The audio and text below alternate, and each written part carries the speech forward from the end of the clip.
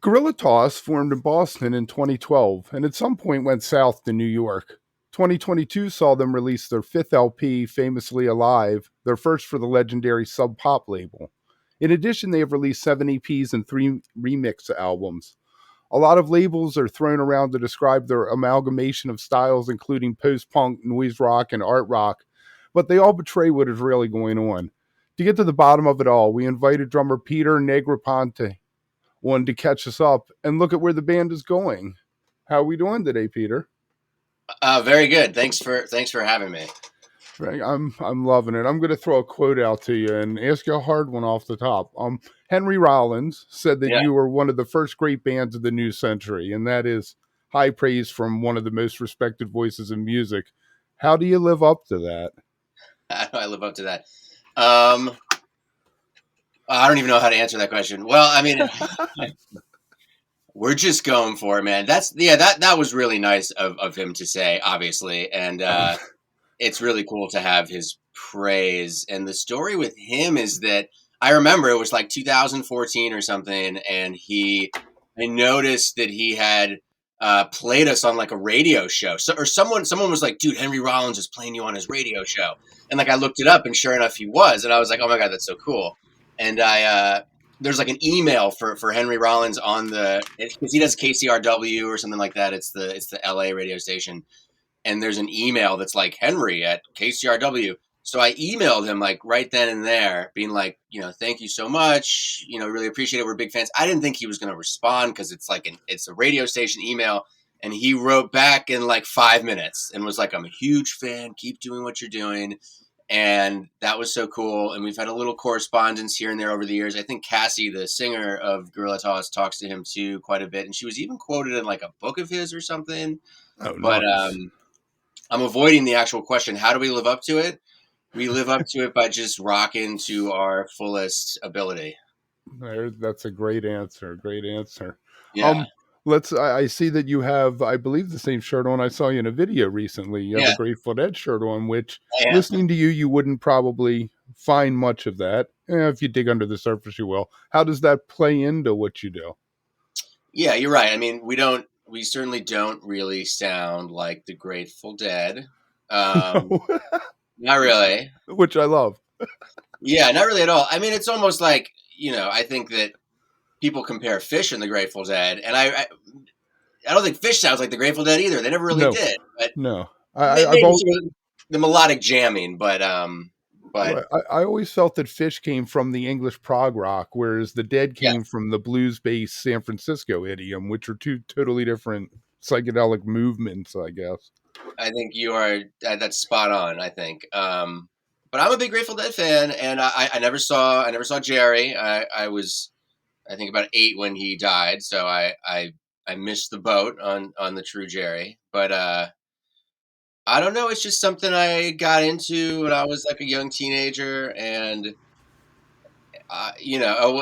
the story I like to tell, I'll keep it short, is that I was on some road trip with my mom, and it was my mom and I driving somewhere. We were driving upstate New York. I don't know, something fun, and we like stopped at like a CD store because there were CD stores back then, or we were at like a Kmart and they had CDs. My mom was like, pick 2 CDs we can listen to. I'll buy you 2 CDs, and I bought Metallica, Master of Puppets, and I bought Grateful Dead, American Beauty, and we listened to all of Master of Puppets, and we listened to all of American Beauty.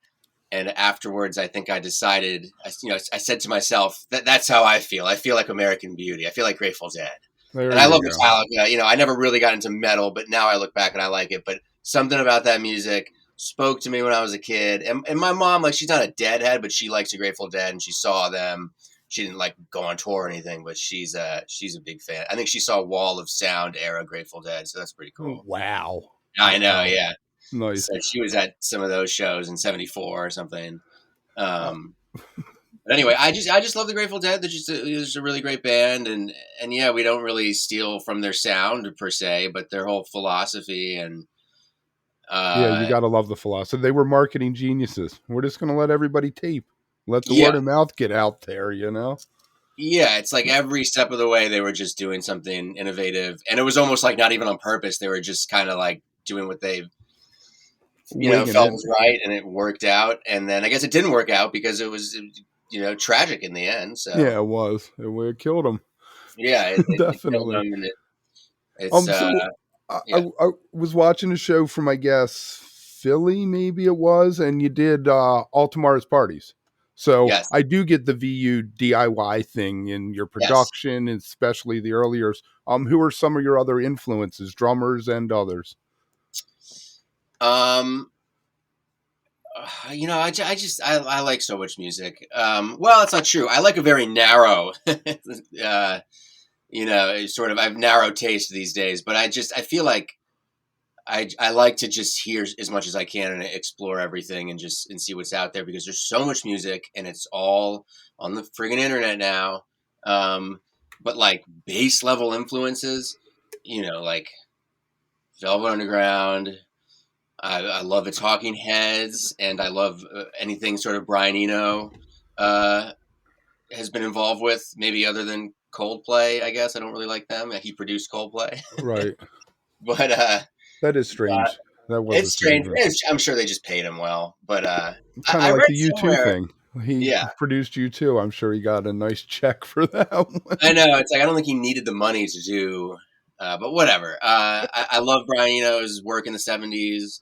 Um, And Fripp, I uh, hear some King Fripp, King Crimson, yeah, vibes too that come through with the guitar. I guess if I asked your guitar player, he may tip yep. his hat to Fripp. He likes Fripp certainly. But like influences on the band, I mean, it's always changing, and just the whole lineage of rock and punk and post punk, and then in the last couple of years, getting more into sort of electronic music and even some pop music and just like just that thirst for finding new music, and it's like a quest to find like a new song that Right. moves you like a song did when you were a kid and you first hear it, Right. so I was going to ask you, I was going to say, you guys don't rest on your laurels, and your sound, you listen to your albums, it's developed over the years in some interesting ways. So, yeah, it was, I don't want to, no wave is kind of, I don't know, I hate labels, but you had a no wavy thing kind of thing in the beginning, and your yeah, new album is hooks and it's pop. And I put it on my list of, it was one of my 9 best of the year. I yeah. just found it I saw. Thank fantastic. you, thank you Yes, so much. I love it. It's just so fantastic. Dude, so let's talk about how you ended up on Sub Pop since I just mentioned the new Yeah, album. That's yeah. fantastic. Congratulations on that. Thank you. The Sub Pop thing is like it's a dream come true. Um, uh, the story goes something like, and I'll try to keep it short. Excuse me if I ramble. Sometimes I just go off, but Oh, you go ahead and ramble. yeah.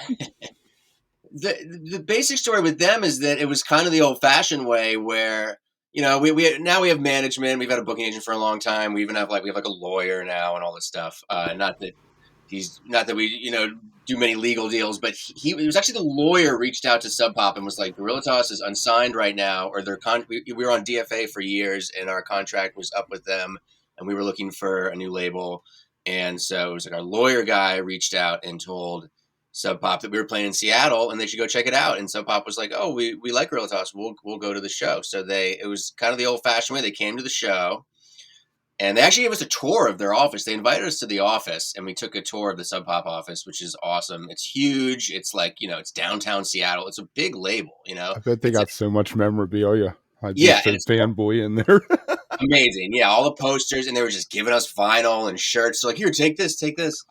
Um, so that was really wonderful, and we were really nervous too because we were like, oh my god, we're down here at Sub Pop, and like maybe they want to sign us, and they came to the show. It was like the head of the A&R, this guy Tony, who we work with, and then the head of the label, one of them, John Poneman, he came out to the show.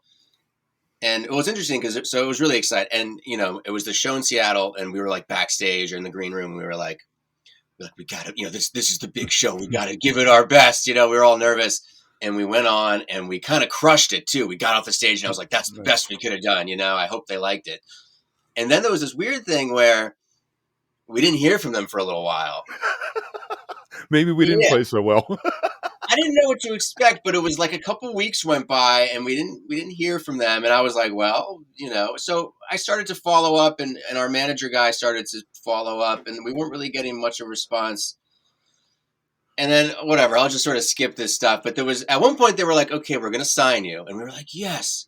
And then like another month went by and they were like, oh, you know what? We actually can't sign. It was really weird. They were like, but you can do a single for our single series, our Sub Pop Singles Club. And we were like, well, okay. And we went and we did that. And I don't even know if that was like a game changer, but we did a single for them. And I don't really know what happened.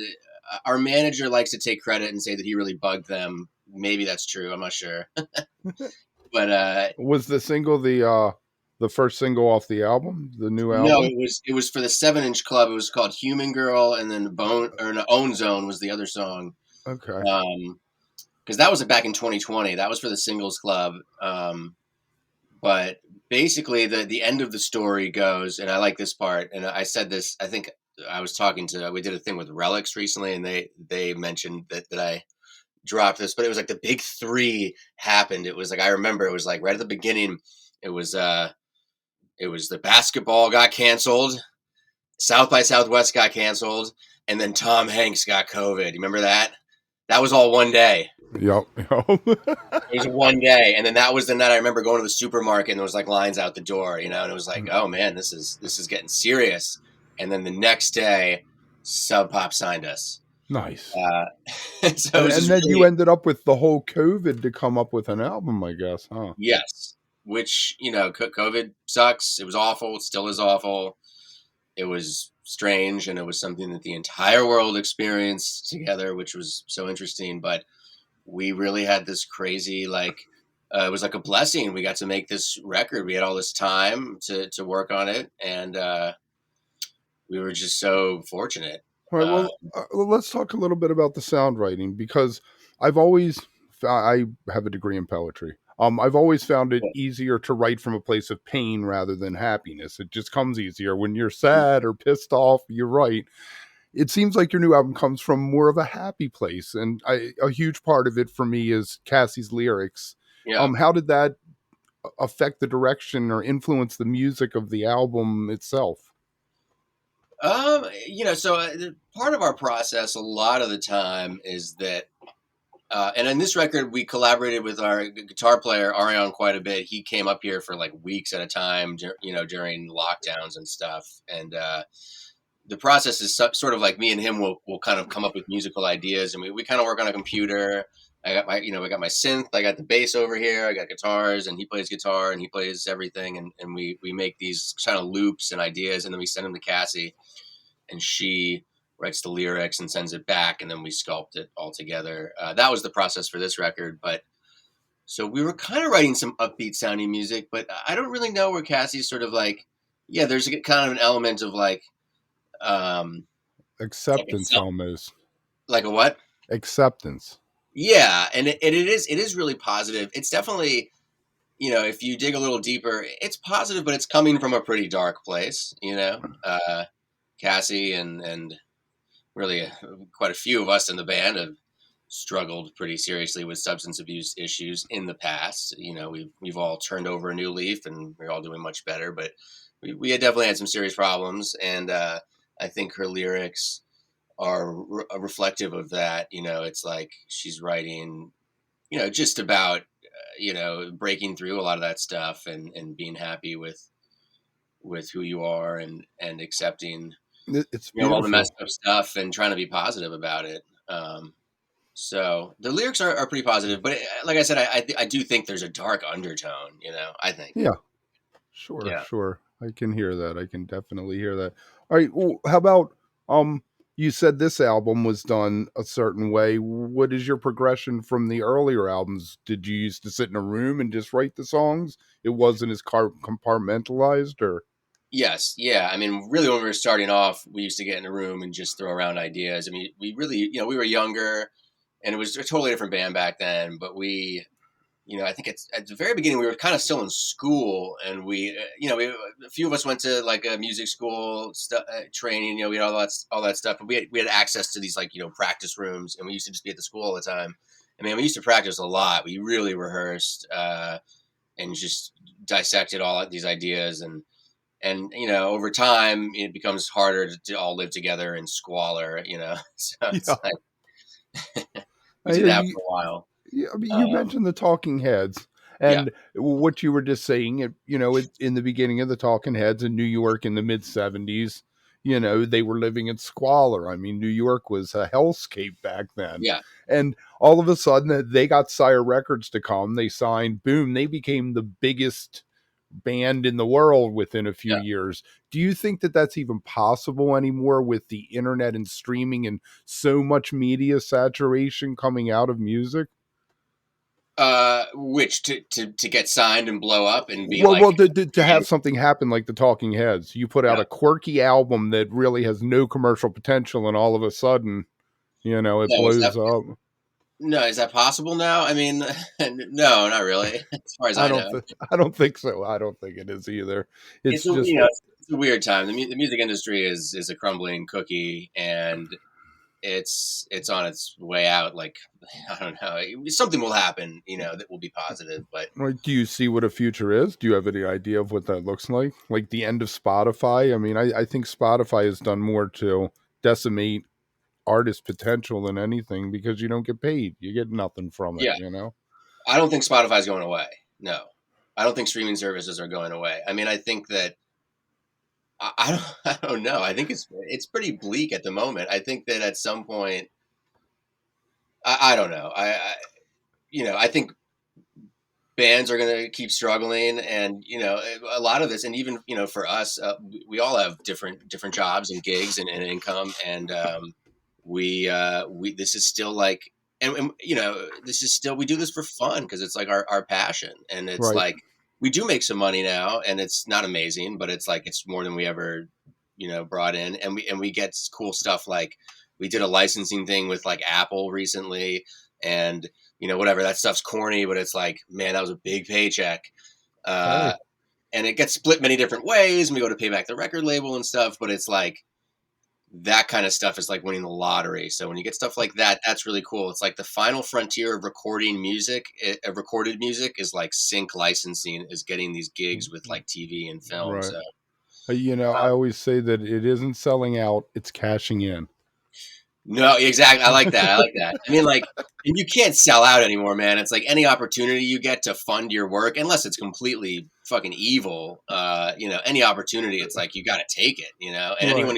people who say otherwise, I don't know. I mean, I It's tough. disagree. We all can't be Ian from Fugazi and charge No, $5. yeah, and that's funny. And also, $5 back then was like $20 now. So I hear you literally, with that. I've had punk rock people, kids come up and be like, the shows are too expensive. Fugazi was $5, and I'm like, dude, that's like $20 now, man. Like, Right. At you know, inflation, right? yeah, At least 20. it's so Oh silly, my. yeah. But Um yeah, you had mentioned all the instruments you have there. You're a multi-instrumentalist. yeah. Why drums in the live setting? Drums was the first instrument I started playing. I took some drum lessons when I was a kid. I was really fortunate enough to do that, and I started off as a drummer and sort of always identified as a drummer. And now I identify less. I play drums in the band, but I don't really know. I'm just a music maker now. But in the band, I play drums, and I'm probably the most proficient at it as a drummer. But that was what I started off playing, and then I picked up guitar later on, and from that I played, picked up bass, and like I'm pretty proficient on bass and guitar. I'm not an amazing jazz player, but I can play enough. Competent. Yeah, I'm competent for sure. I'd like to There you think. go. There you And go. then like kind of keyboards are the last thing I sort of taught myself, and now I'm teaching myself how to produce and record. That's something I should have Do learned you like the earlier. production part? Yeah, that's kind of Yeah. my favorite thing now. It's fun. I mean, I produce like the podcast, and I have a Yeah, YouTube channel called Wook Plus, and we do a lot of production stuff on that. yeah, So I was checking that out. Yeah, great name, Wook Plus. yes, that was, well, we were making fun of Disney Plus years ago when it Yeah, that's started, funny. so that's where it came from. All right, so how do you compare live, since we were just talking about that, to your performances, to your record? Is it like hard to recreate something like Realistic Rabbit or something like that when you're Oh, live? That's interesting. Realistic Rabbits is that's kind of like a middle era tune that we still play, and I really like that song. That song wasn't that hard to recreate. It's it's different. I definitely got kind of went down the rabbit hole, so to speak, with production and maybe overproducing and stuff. But I really like that kind of approach. And don't But you have yes, Rabbit Jesus? Don't you have Rabbit Jesus there's a or lot of something rabbits. like? Cassie has like a rabbit kind of trilogy. The Jesus Rabbit. There's some rabbits in the lyrics. You'd have to ask her about that. Her lyrics. I love her lyrics. I think they're a lot of times they're sort of abstract, and she doesn't like to talk about them. So I come up Right. with my own They're interpretations. great, and I love stuff like that. That was one of the beautiful things about the Grateful Dead is the lyrics could be interpreted. They Yeah, gave you the story and not necessarily the parable. I love that. That's a really cool way to describe it. Yeah, Um, um, yeah. all right. So live, a little more live, and your Oh yeah, videos, you have a visual aspect yeah. that you like to incorporate. I know I've heard you guys mention over different shows, different people's names. Do you like collaborate with somebody now to do that portion of the show? For the live set, Yeah, yeah, for the live sets and for the videos, is it different companies or is it the same people who work the videos and the? it's interesting. The one thing I've been sort of hands off about most of the time is the music video stuff. I let Cassie have complete control and whoever she's working with. So I don't even know. I mean, she's worked with a bunch of different like directors and animators and stuff, and it's a lot of it's turned out really great. But the visual element for the show, I think initially that might have been, I would go, so listen, like we haven't touched on this yet, but big Fish fan here, and I love Fish. I love their visuals. I love the Chris Carota thing, Yeah, and somewhere along the line, I was like, we got to get a visual thing going. It is really important, and maybe some punk purists, would say it's all about the music or something all like right. that. But Well, I think, go listen to Crass then. yeah, right, yeah. Those punk shows, like you watch old videos, and it's like all of the lights are on. It looks like a Walmart. It's in the rec center. It's like what the. Um, but at some point, we brought our buddy Willie into the fold, and Willie's awesome. He's big. He's this gigantic wook from the south. That's how I describe. I think he'd be okay with me describing him that way. He's the nicest, funniest dude. I love Willie, and he did a lot of our visuals for years. And more recently, he's been kind of occupied because he owns this record store called Fresh Produce Records, and it's in Macon, Georgia. He's crushing it right now with the record store, so he hasn't been as available as before. But so now we bring our friend Matthew on tour, and he does visuals. But we kind of work with what we got. It's like the venues we play. Sometimes more and more now we roll up to these venues, and there's like a nice lighting rig, like and a projector and a screen. That's always great. Sometimes we roll up and there's not much to work with, and we have some of our own lights we bring, but we're not bringing a crazy rig. We can't afford Right, that yet. But yeah, I mean, I think that stuff's very important. And I was definitely, directly inspired by going to see Fish when I was a kid and being like, these lights are absolutely insane. I mean, they still are. And then now they're crazier than ever. right. Are you making your way to New York for New Year's Eve, or are you guys playing? To see Fish. Yeah, are you guys or Yes. well, if you guys aren't playing, are you going down there to see them? On New Year's Eve, we're playing actually in Burlington, in Oh, Vermont. nice, Yeah. nice. So I'm really excited about that. It's a really cool show. It's part of their like downtown New Year's Eve festival. It's like a whole, Outside. no, definitely not. No way. We're actually playing in an aquarium, which is we were playing in the Burlington Aquarium, which should be pretty wacky. But Instead of a glow stick where you can have a snowball battle. yeah, pretty cool. Yeah, no outdoors in Burlington. But yeah, we're some of us, if not most of us or all of us, are gonna go catch some. Not everybody in the band is a diehard fan, but we drag them along sometimes. But I'll be going down to MSG for the Right, first 2 nights, I think. right. Are you gonna be there? I am probably not. I went in April and Yeah. I have a 16 and an 18-year-old, so Oh I'm wow, gonna cool. hang out with them this New Year's because it'll probably be the last one. After this, they'll probably be. Yeah. Wow, that's Going. cool. So you got Yeah. like you got teenage kids. Yes. Yes. What I'm are they almost into? done. My oldest likes Juice World and that emo Yeah. rap kind of stuff. My youngest is Elliott Smith is her favorite, but Wow. she could tell you about the history of Seattle music from Cool. Mudhoney Yeah. on through, and she loves all music. We're going to see Bikini Kill next April.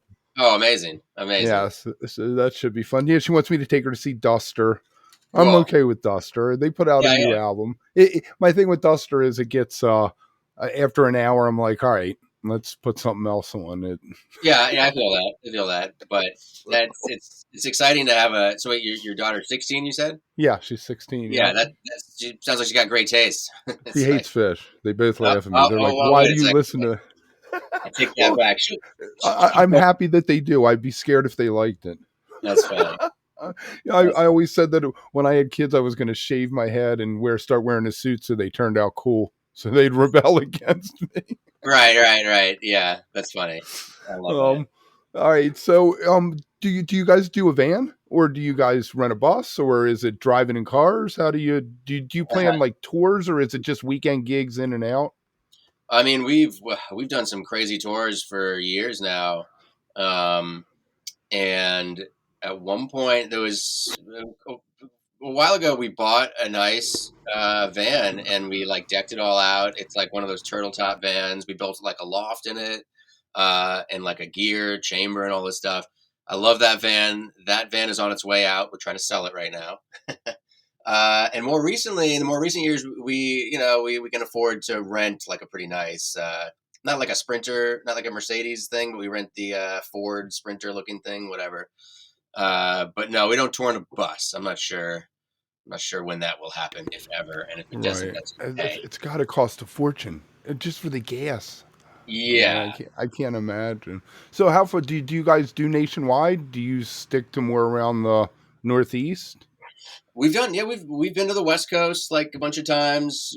This year we did some pretty wacky tours where we flew out and then sort of rented gear in a van or shared gear and we drove up and down and flew back. But yeah, I mean, it's like I always like to say like one of the funny things about being in like a touring band is that I can say I've been to Nashville 23 times now, whatever, I've been there. Like Right. we've been all around. I've been to Arkansas 15 times now.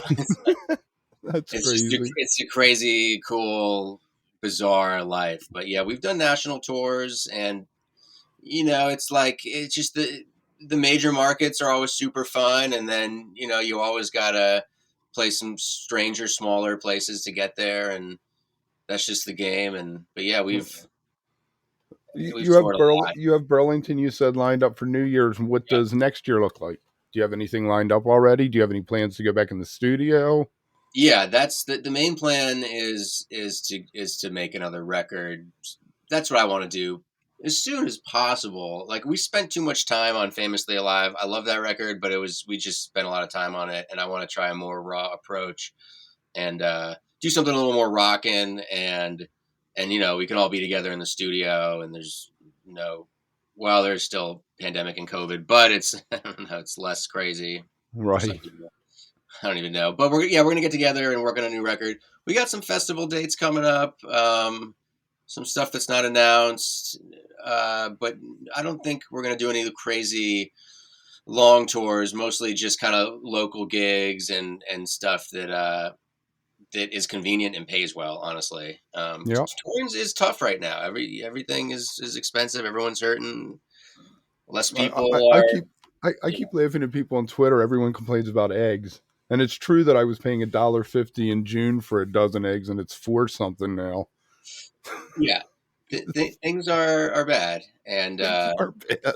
You can't get that $1.99 two eggs and two pieces of toast and home fries anymore. yeah, it's like that's not that well. Things are weird.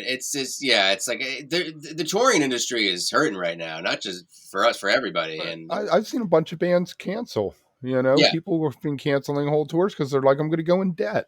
yeah. Animal Why am I Collective going to did do that. this? Are you talking about the Animal Collective canceled their whole Europe tour? Yeah. That They was were one huge. of them, and there was some European singer who was coming to America that I read Oh yeah. about. Same thing. She's like, going over there and touring. I'm going to go into debt, $30,000, $40,000.